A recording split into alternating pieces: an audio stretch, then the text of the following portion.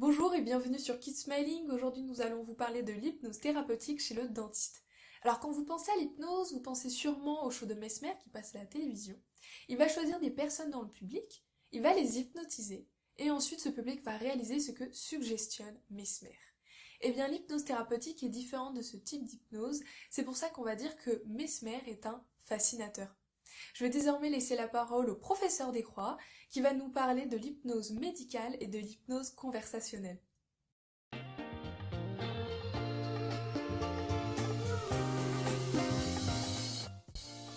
Bonjour, Keep Smiling. Je suis Vianney Descroix, je suis chirurgien dentiste, professeur de pharmacologie à la faculté de chirurgie dentaire de l'Université de Paris et chef de service de médecine bucco-dentaire à la Pitié-Salpêtrière. Je dédie toute mon activité clinique à l'accompagnement des personnes qui souffrent de douleurs chroniques de la bouche et de la face. L'hypnose, c'est beaucoup de choses à la fois. Dans le champ médical, elle peut être considérée comme une médecine complémentaire et alternative qui repose sur la science de la suggestion. L'intérêt de l'hypnose médicale est évalué dans de nombreuses indications, qui vont de la psychiatrie, notamment dans les addictions, à l'analgésie et au bloc opératoire. Il y a de plus en plus de résultats scientifiques qui permettent de dire que l'hypnose produit des effets très positifs.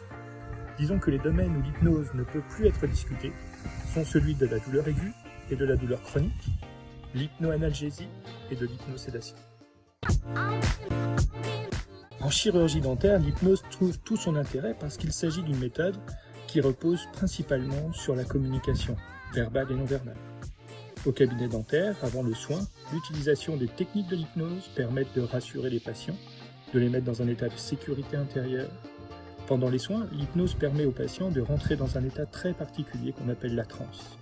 Le patient est alors dissocié, c'est-à-dire qu'il est à la fois sur le fauteuil, à bénéficier des soins, et il est ailleurs, là où sans doute les choses sont plus agréables et plus faciles pour lui.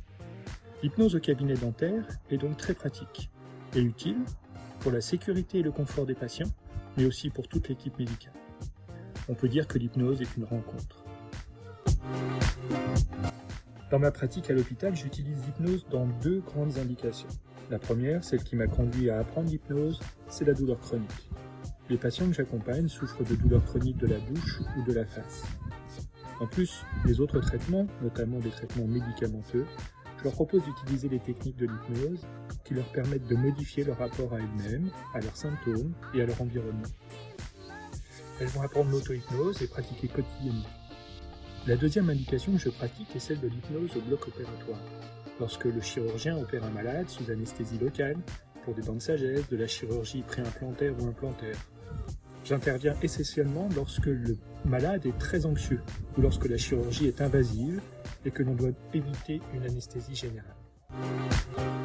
L'auto-hypnose, comme son nom l'indique, c'est de l'hypnose que l'on fait tout seul. Il faut d'abord l'apprendre avec un praticien et puis la pratiquer le plus régulièrement possible, jusqu'à ce que cela devienne une sorte d'hygiène de vie, comme se brosser les dents. D'un point de vue médical, l'auto-hypnose est obligatoire dans les maladies chroniques, comme la douleur chronique. Sinon, l'hypnose ne fonctionne pas. Personnellement, j'utilise l'auto-hypnose très souvent pour réguler mes émotions, pour me ressourcer, me donner du courage. C'est une méthode simple et très efficace, qui demande beaucoup d'efforts, surtout au début. Merci professeur Descroix pour cette interview. N'hésitez pas à lâcher des commentaires et à vous abonner.